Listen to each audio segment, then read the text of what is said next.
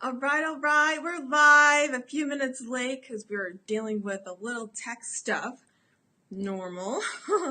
So I wanted to say hello, guys. This is day 5 of the 25 days of Christmas, and it's all about giving you actionable tips and tools and techniques that you can use to help with your marketing and help grow your business and attract more of your favorite clients, the people that you would love to work with over and over and over again. So this is super exciting. I want to make sure I'm live in the page.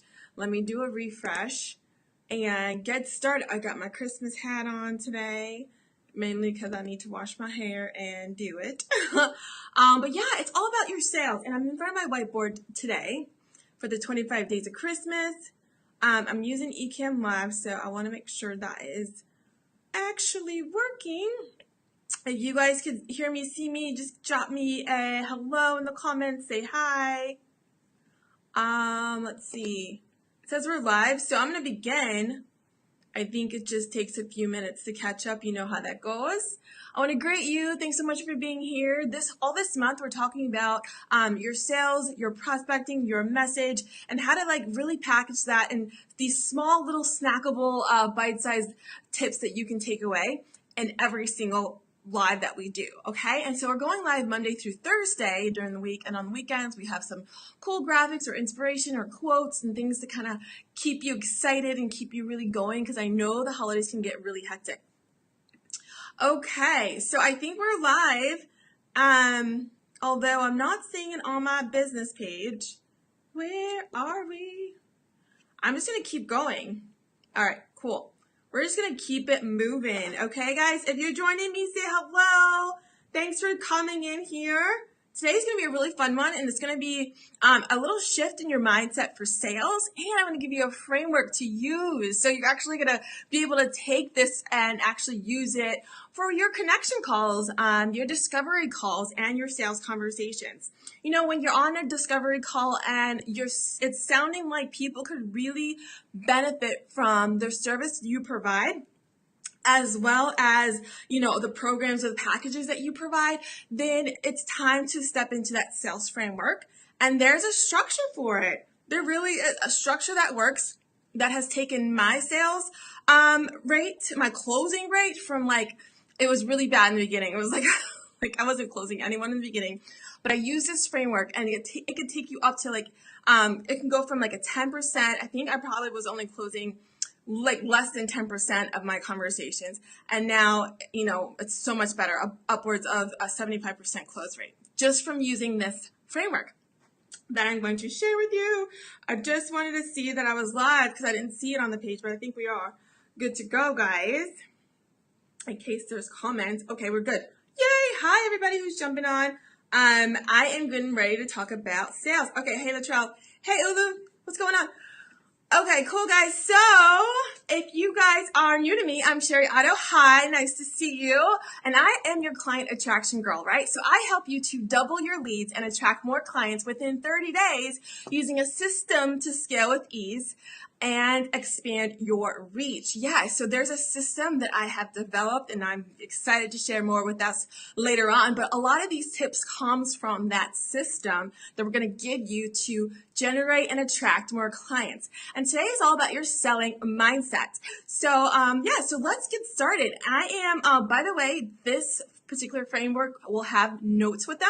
There's a resource, a free resource that you can use to refer back to when knowing about your selling framework. So if you want the notes to this lesson, simply type in notes below, and I will make sure I get that directly to you. Okay, so let's get it moving.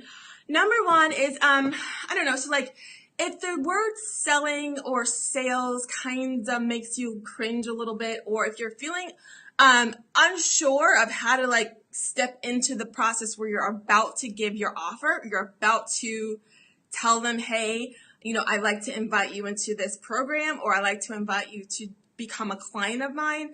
How do you even get over there? First, it starts with a mindset shift. And if you are someone who's just been around for a while, or even if you're new to the game, you probably come across some kind of sketchy sales tactics We just had Black Friday, and I've heard people say, I had to like unsubscribe from a lot of lists because it was just like people dumping promos at me, and it just didn't feel right. It wasn't like authentic, and I didn't even know them. Like, I actually had someone come into my inbox. We were in the same group, but I had not had any prior conversation with this person. I've seen her comment in groups, but she just came into my inbox and she dropped an offer for a product. And I was like, okay, when you come into my inbox, like on my messenger, it goes to my phone. So it's very personal, and I don't know you. Like, we haven't even said hello. And for you to just drop an offer in front of me, that's not necessarily how it works. So it kind of like it could rub you the wrong way, right? I don't want that to happen to you. I want you to be building connections with people. And if you see that they could use what you have, that's the time to really give that value to them. Okay, so if you felt a little bit like sales is kind of makes you cringe, or if you've been in a situation like me where you felt misled or misguided, or like you just kind of been pulled into a direction that you didn't necessarily want to be in. That happened to me when I was first starting in my business. I got connected to a coach that's been around for 20 plus years. And she had this sales conversation with me and got me into her program, right? So she said things on the call like, I feel like I know you. And then at the time, it made me feel good. I'm like, oh, that's nice to hear. Oh, that's cool. So maybe we do have a connection, and maybe I can invest in the program, even though I wasn't ready. It was probably just like 2 months into me working and doing my business. Anyway, long story short, I did invest in her program. But it wasn't what I expected, right? So there wasn't any like real follow-up or any real touch points. It's basically just kind of like she has her cookie cutter way of doing things, and everyone's supposed to fit into that framework. But the thing is, everyone is different, and everyone has different unique talents. And I encourage you to build your business from a place of your unique strengths and talents. If you talk to me, I might ask you a question like, okay, so what is it that you're good at naturally that you can then leverage to build your business, right? It's not about trying to, fit into like the square of a program that someone developed 10 years ago and you're supposed to just do it. And I've heard this story so many times, and I know people who follow me have gone through the same exact experience. You're different. You're unique. You might be watching a lot of people and seeing them do things, and that might be working for them. But you have to find your unique strength and talent and let that drive your business, because that's going to be the thing that gives you the most momentum. So are you good with listening? Are you patient? Are you good with really helping people see big picture when all they see are the little details of things? Are you good with gathering people in a group setting and getting people kind of talking to one another? Are you a good facilitator? Whatever your unique and natural abilities are, identify those and build your programs and products around those things, okay? And if you work with me, I'm going to encourage you to tap into your natural abilities. So that was a side note. I want you to, and if you come across a coach or anything like that, and people are trying to just fit you into a box, don't let them do it. You are not a robot. You are not a cookie cutter person. You are unique. I know you are. You have God-given abilities. You have talents. You have strengths. You have experiences.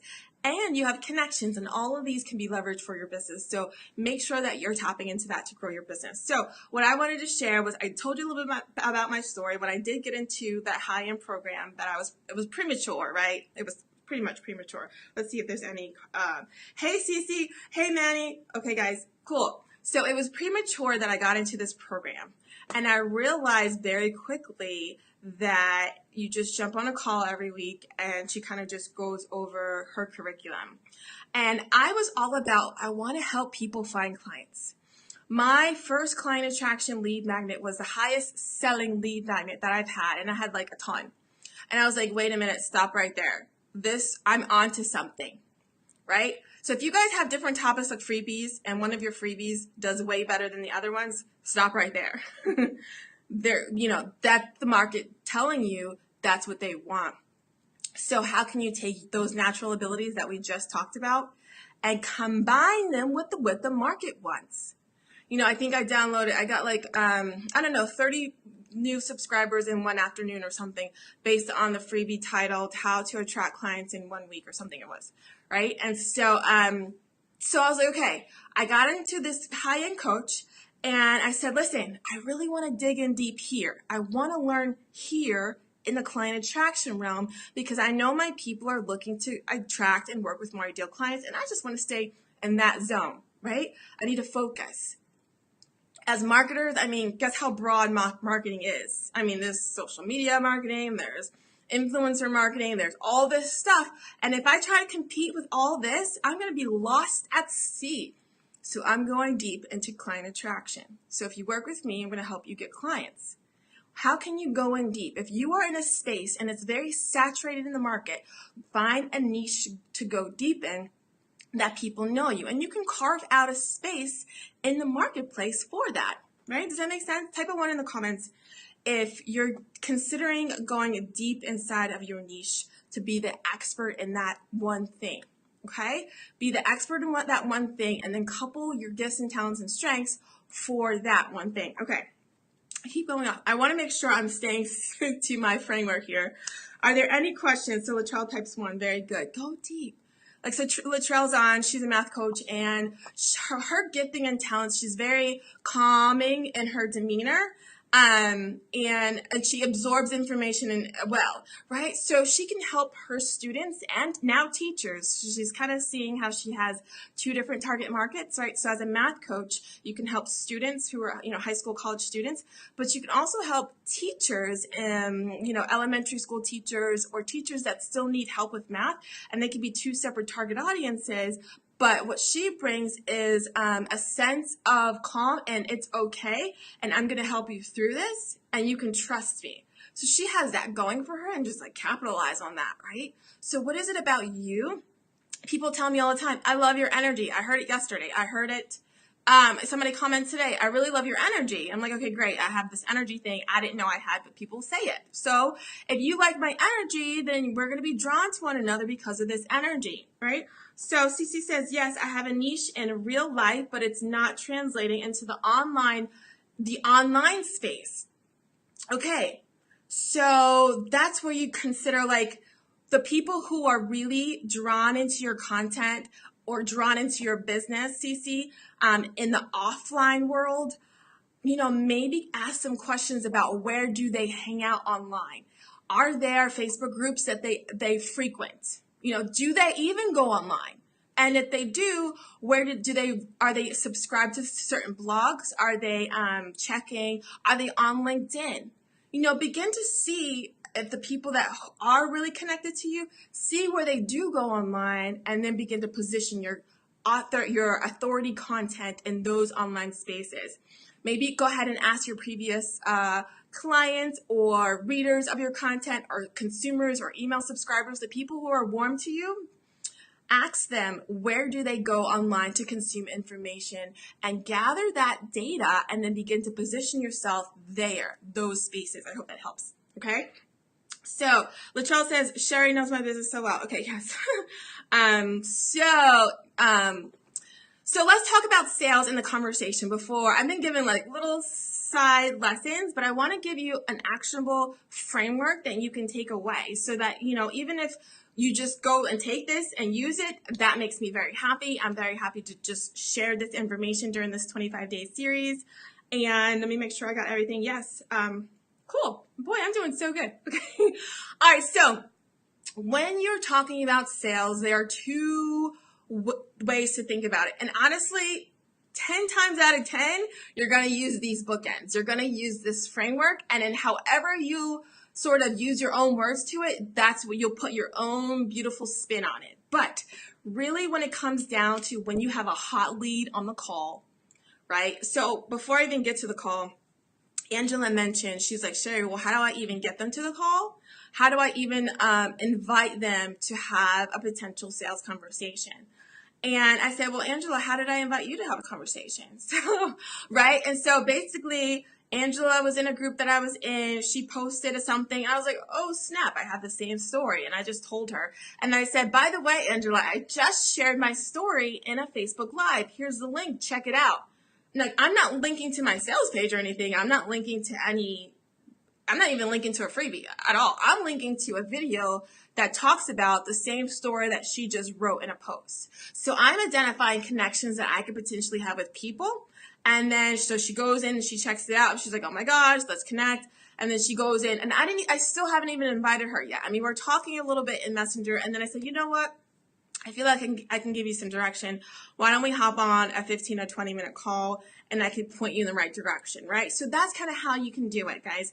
When people are expressing that they have a need for which your services provide the solution, then it's time to consider them as a prospect. And there's lots of ways to do this. You can collect them on a friends list inside Facebook and comment on their content. SMS members, I'm going to show you exactly how to do that behind the scenes. But basically, you want to gather. It's the concept of gathering potential leads. Again, these people have those challenges for which your services provide the solution. These people are the people who have the issues that you've already found the solution for yourself, and maybe you're just 1 or 2 steps ahead of them. They're your target audience.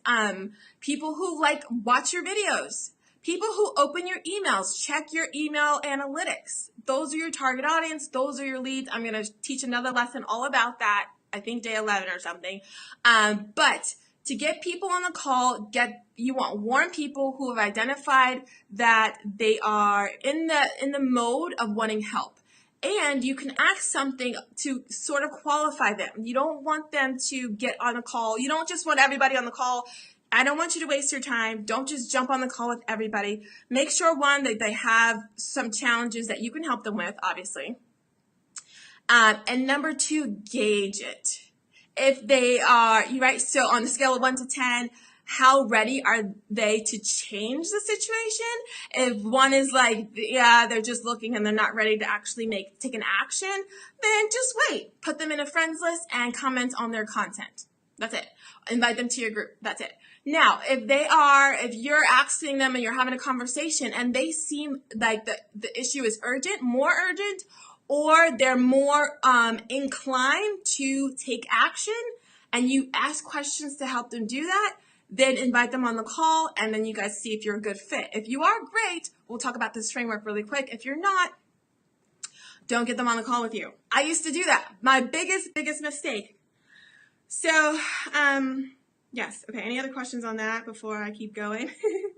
My biggest mistake was getting people on the call with me, and I would spend like an hour with people who were nowhere near ready to take action. Nowhere. And imagine me being a mom of 2 kids, spending all this time with the tire kickers. That was a huge mistake that I made in the beginning. You want to ask questions like, so how important is it for you? Why now? If it sounds urgent, if it sounds like I got to get this done before this such and such a date, I have this big event and I want to do it, okay, ding, ding, ding, that's somebody you can invite to a call. Or you can ask why now, or why does it mean so much to you to take action?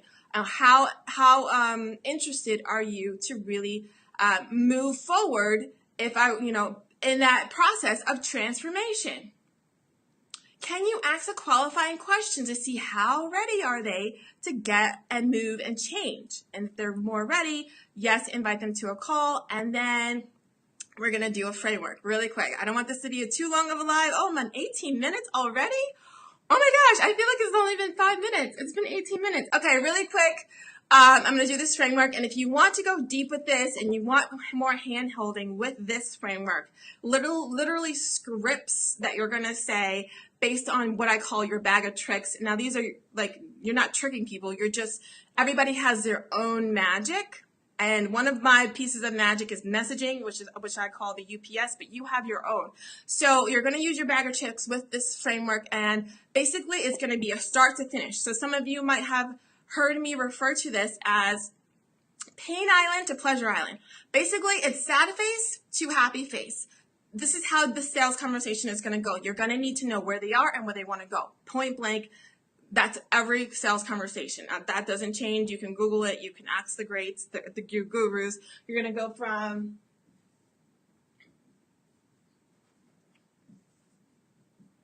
okay, my marker is not really that bad. I should test out my marker.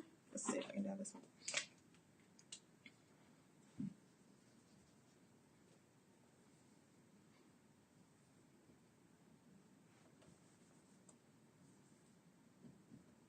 Okay. Smile. All right, so sad face to happy face. Where are they now and where do they want to go? And can your service be a vehicle to get them there? That is it, right? That's it. So you're like, okay, Sheri, how do I find out where are they now, where they want to go? So you can start with where they want to go. That's the fun stuff. That's the stuff that gets their spirit lifted and gets them excited. So you can say, okay, so here's a really cool marketing strategy. You can say something like, so in 12 months from now, if we were having this conversation and we were looking back over the last 12 months, what would have had to happen for you to be happy? That is good. I mean, that comes from like, I think Dan Kern or not Dan Kern, Dan Kennedy. That's a good one. So Sharon says we'll have to catch the rest of the live later. Okay, bye, honey.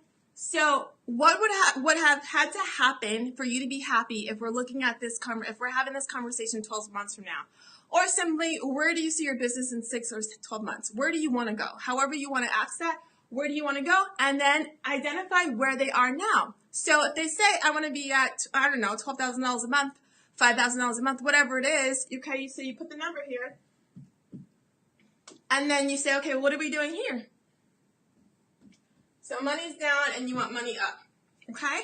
So you ask them the questions. Now, the biggest mistake, please don't make this mistake. The biggest mistake that you can make or that people make, and I've made, is to say, okay, you tell me where you want to go, and then I just give you all the stuff that you need to do, right? Don't do that. Don't just throw at them all this information. Think of the sales call as a two-way conversation.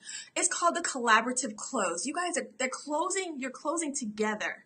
You're not closing the deal by yourself, you're closing together. So it has to be like almost them speaking more than you. So stop talking and listen. Ask them questions. Get them doing the majority of the talking. Why? Because they feel empowered to create their own plan to get them from sad face to happy face. They feel empowered to get to the plan, right? So get them talking about, and you're going to bring out your bag of tricks, but you're going to get them saying, okay, well, if we need to get to here, we need to do X, Y, and Z, right? So like this, and this. X, Y, and Z.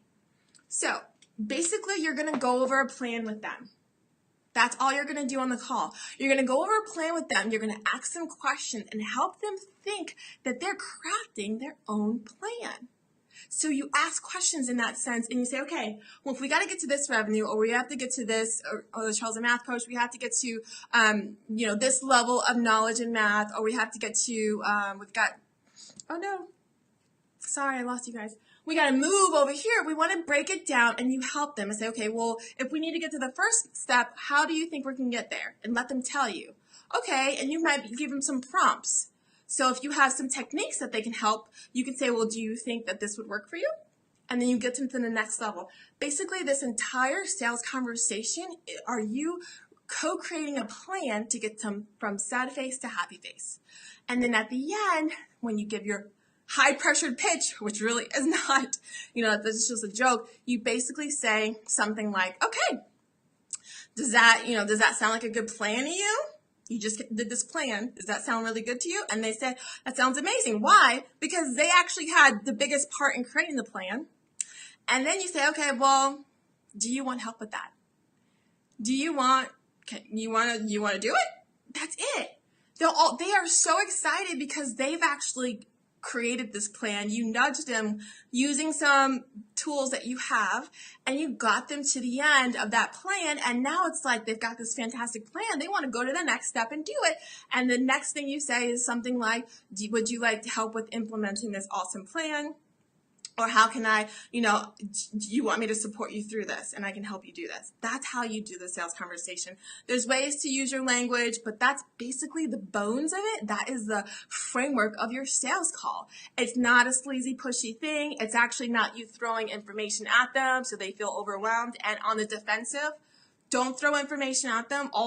This is what you need to do. 1, 2, 3. I got a formula. It's all about my formula. No, we want to do the opposite of that.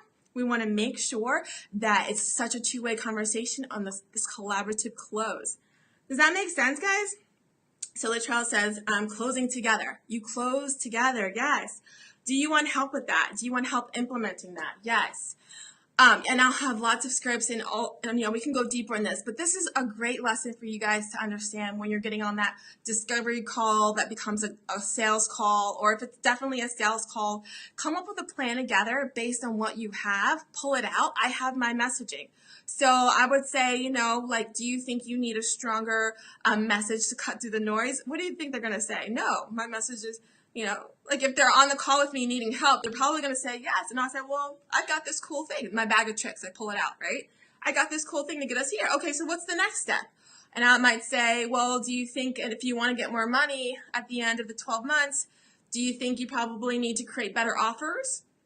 Well, yes, I actually do think. Well, what kind of offers do you have now? Well, I have this program and it's selling to these people. And I might say, well, do you think you can sell more to the same people? Do you think you can add like an add-on? Oh, well, yes. Oh, great.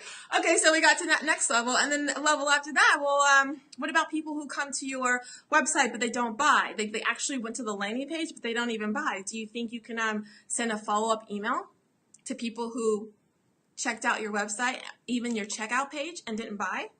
Do you think you can send a abandoned cart email? Do you think that would improve it? Well, how much do you think that would improve sales? I don't know, maybe by 10%. Okay, great. I've got that for you. You know what I'm saying? Like, whatever you have in your bag of tricks, you pull out and you co-create a plan. And at the end, it's like, okay, well, we have a great plan. Would you like me to help you? And so you're getting them the nod along. You're getting them the buy-in. So, you summarize it at the end. So what we decided together today was this XYZ. And now, do you want to actually work together and do it? So that is your sales framework, guys. That is it in a nutshell. It's collaboration. It's very easy, authentic, natural, and I'm going to be digging into all of this during our new sales resolution program that I have coming out in January. But you can take these tips right here and begin to feel more confident when you're giving your sales presentation. Thanks so much for hanging out, guys. Any questions for me? So Latrell says, to me, that seems like you're making a bunch of new work for yourself because you don't know what they would say. Well, you would ask questions, basically, that they basically would say yes to you. Like, the thing is, you want to go into the conversation already prepared. So your questions that you ask already align with what you have. So you're not making a bunch of work for yourself. You're actually just curtailing the conversation to your current business. So, for me, I might have, right now I have these cheat sheets and I can point people to it. But if I didn't have that, my question would be something different. Like, hey, do you think you would need ongoing support with your business? Do you think the accountability would really benefit your business? Oh, great. Well, I have a membership to do that, right? So I already have that. And so your questions would be along the lines of your bag of tricks, what you have in your business. So I hope that makes sense. I'm so glad. I didn't mean to go 30 minutes. Whoa, oh my goodness. So thanks so much for checking out this video. If you have any questions, if you want the notes to this training, type in notes in the comments. Type in notes and I will give you the resource for this training. And if you liked it, feel free to share it out with your network and tag a friend. Okay, guys, have a great rest of your Wednesday. Is it Wednesday? Absolutely. And I will check you later. Bye for now.